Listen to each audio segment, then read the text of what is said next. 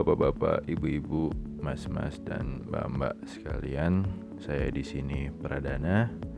Saya sebagai salah satu perwakilan dari mahasiswa KKN PPM UGM Sekotong di tahun 2020 ini, dan saya sendiri berasal dari jurusan Teknik Mesin. Jadi saya di sini punya proker mengenai edukasi mengenai mesin yang tujuannya untuk memperpanjang umur pemakaian mesin.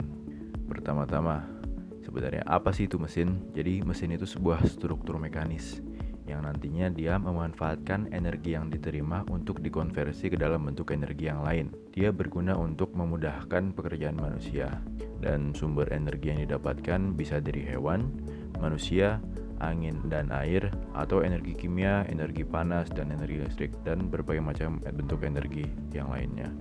Pembahasan kita kali ini akan membahas mesin motor bakar. Mesin ini digunakan pada kendaraan bermotor dengan memanfaatkan energi kimia yaitu bensin dan dikonversi menjadi energi mekanis yaitu gerak dari kendaraan itu sendiri. Dan untuk mesin motor bakar ada berbagai macam sebenarnya. Namun kita akan fokus pada mesin bensin dan mesin diesel terlebih dahulu. Pertama-tama kita akan membahas mesin bensin terlebih dahulu, di mana di mesin bensin terdapat berbagai macam komponen yang nanti kita akan membahas komponen-komponen utamanya. Yang pertama, blok mesin atau engine block merupakan bagian utama dari mesin, di mana semua komponen mesin terpasang pada blok mesin ini. Selanjutnya ada piston, di mana piston ini merupakan salah satu bagian penting yang nanti bertugas untuk mengkonversi energi kimia yang dimiliki oleh bensin menjadi energi mekanis sehingga kendaraan dapat bergerak. Selanjutnya ruang pembakaran. Di sini ialah proses di mana nantinya bahan bakar akan masuk lalu bercampur dengan udara dan selanjutnya dipercikan oleh busi yang akan menimbulkan ledakan. Kepala silinder ini berfungsi sebagai tutup dari blok mesin itu sendiri, sehingga nantinya gas hasil pembakaran tidak terbuang dengan sia-sia tanpa disengaja. Injektor bahan bakar memiliki fungsi penting, yaitu menginjeksikan bahan bakar ke udara untuk proses pembakaran. Selanjutnya busi. Busi ini berfungsi untuk menciptakan percikan yang nantinya berguna untuk proses pembakaran di dalam ruang bakar. Poros engkol berguna untuk mengubah gerak linear dari piston menjadi gerak rotasi untuk selanjutnya disalurkan pada ban. Noken as atau camshaft berfungsi untuk mengatur kapan katup masuk dan buang harus terbuka atau tertutup. Katup mengatur pembukaan dan penutupan pada udara masuk dan gas buang. Oil pan atau wadah oli menyimpan semua oli untuk pelumasan mesin terletak di dasar blok mesin.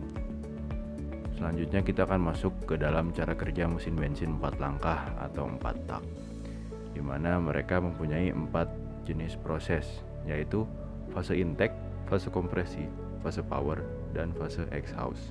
Fase pertama, fase intake, yaitu ketika katup intake akan terbuka dan juga piston akan menuju ke bawah sehingga udara yang bercampur dengan bahan bakar akan masuk ke dalam ruang bakar. Fase kedua, fase kompresi, di mana kondisinya seluruh katup pada atas blok mesin akan tertutup semua dan gerakan piston akan menuju ke atas sehingga campuran udara dan bahan bakar yang ada di atas piston akan mengalami peningkatan tekanan. Fase ketiga, fase power, di mana campuran udara dan bahan bakar yang telah dikompresi akan disulut oleh busi dan menghasilkan ledakan. Ledakan inilah yang menghasilkan tenaga untuk mendorong piston ke bawah dan menciptakan energi mekanis. Dengan kata lain, di fase inilah proses konversi energi kimia menjadi energi mekanis terjadi. Fase keempat, fase exhaust atau pembuangan. Hasil pembakaran dari fase sebelumnya berupa gas yang sudah tidak dapat dimanfaatkan untuk proses pembakaran lagi. Dengan terbukanya katup buang atau exhaust dan piston bergerak ke atas, maka gas akan dipaksa untuk didorong keluar dari ruang bakar. Keempat proses ini akan membentuk siklus yang berlangsung secara terus-menerus dan menghasilkan daya. Selanjutnya, mesin diesel. Seperti yang sudah dijelaskan di awal, cara kerjanya memiliki prinsip yang sama seperti mesin bensin, tetapi ada beberapa perbedaan cara kerja. Dimulai dari komponennya. Komponen mesin diesel sebenarnya sama dengan mesin bensin. Yang membedakan ialah pada mesin diesel tidak memiliki busi. Penempatan busi digantikan dengan injektor bahan bakar yang mengarah langsung pada ruang bakar, atau disebut dengan direct fuel injection. Cara kerja mesin diesel 4 langkah. Fase pertama, fase intake. Katup intake terbuka, piston tertarik ke bawah, maka udara akan masuk ke dalam ruang bakar. Fase kedua, fase kompresi. Seluruh katup tertutup dan piston bergerak ke atas menekan udara sehingga tekanan udara sangat tinggi. Akibat tekanan udara yang tinggi inilah suhu udara akan naik hingga mencapai 550 derajat Celcius. Fase ketiga, fase power. Pada fase sebelumnya, udara yang telah dikompresi memiliki suhu yang sangat tinggi dan pada saat inilah bahan bakar diinjeksikan ke dalam ruang bakar melalui direct fuel injector. Dengan suhu yang tinggi, bahan bakar yang masuk akan otomatis terbakar dengan sendirinya, atau proses ini disebut dengan auto ignition yang menciptakan ledakan. Dan ledakan inilah yang mendorong piston untuk bergerak ke bawah menghasilkan tenaga. Fase keempat, fase exhaust. Sama halnya dengan mesin bensin, pada kondisi ini katup buang atau exhaust terbuka dan piston bergerak ke atas memaksa gas untuk keluar sehingga terbuang dari ruang pembakaran. Perbedaannya ialah pada mesin diesel tidak memiliki busi, melainkan ia memanfaatkan kompresi udara untuk menciptakan ledakan. Maka dari itu, rasio kompresi pada mesin diesel akan cenderung lebih tinggi dibanding mesin bensin. Dan pada penerapannya, mesin bensin dan diesel memiliki beberapa karakteristik yang berbeda. Mesin diesel cenderung lebih efisien ketimbang mesin bensin. Rasio kompresi pada ruang pembakaran lebih tinggi juga. Dan pada mesin diesel harus menggunakan direct fuel injection, sedangkan pada mesin bensin dapat menggunakan direct ataupun indirect. Pada putaran bawah atau RPM rendah, mesin diesel dapat menghasilkan tenaga yang lebih besar. Untuk jarak jauh, akan lebih cocok untuk menggunakan mesin diesel. Tetapi diesel akan lebih bising suaranya dan memiliki polusi yang lebih banyak. Hal ini jugalah yang menjadi alasan mengapa untuk keperluan bisnis mesin diesel akan lebih handal untuk digunakan karena biayanya yang akan lebih murah. Setelah mengetahui cara kerjanya, kita akan belajar untuk merawatnya.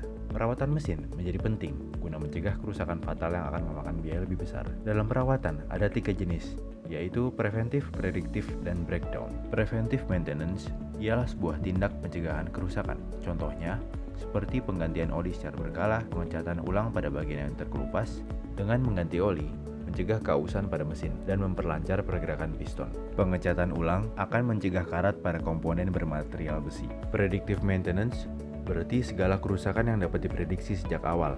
Misalkan saja, terjadi kebocoran atau getaran mesin yang tidak wajar. Hal tersebut menjadi tanda bahwa di dalam mesin ada kerusakan yang tidak tampak dan harus diinvestigasi lebih lanjut sebelum kerusakan menjadi fatal. Pada tahap ini, mesin masih dapat beroperasi, tetapi disarankan untuk memperbaiki kerusakan terlebih dahulu. Breakdown maintenance. Pada tahap ini telah terjadi kerusakan dan harus dilakukan pembongkaran, dan kondisi mesin sudah tidak dapat beroperasi sebelum ada perbaikan. Untuk bagaimana cara merawat mesin, saya sudah merangkum menjadi 5 poin. Pertama, ganti oli secara berkala. Paling tidak 6 bulan sekali oli harus diganti, lebih baiknya 3 bulan sekali, bergantung seberapa sering pemakaian. Kedua, periksa air radiator. Air radiator berfungsi untuk mendinginkan mesin. Pastikan bahwa air radiator berada pada kapasitas yang cukup. Ketiga, pemeriksaan visual. Poin ini kita hanya perlu melihat apakah secara visual mesin dalam keadaan prima atau tidak. Misalkan, diperiksa apakah ada tetesan air. Jika ada, coba diteliti apakah tetesan tersebut wajar terjadi atau tidak. Keempat, jaga kebersihan. Mesin atau alat, entah itu mobil atau motor, perlu dibersihkan juga secara berkala dengan syarat pembersihan tidak mengganggu kinerja mesin. Dengan membersihkan sebenarnya akan membantu pemeriksaan visual karena dengan membersihkan kita akan lebih teliti untuk melihat tiap bagian-bagiannya. Kelima, pastikan seluruh indikator warning tidak menyala. Pada motor, mobil, atau alat yang lainnya biasanya memiliki indikator warning. Indikator ini jika menyala menandakan bahwa ada yang tidak beres pada sistem tersebut. Misalnya, pada motor dan mobil memiliki indikator air radiator. Kalau indikator ini menyala, berarti ada indikasi masalah pada sistem pendinginnya. Misalkan saja seperti air radiator yang kurang. Dengan begitu, cukup sudah materi yang saya sampaikan dengan maksud untuk mengedukasi masyarakat mengenai mesin yang mereka gunakan sehari-hari. Terima kasih.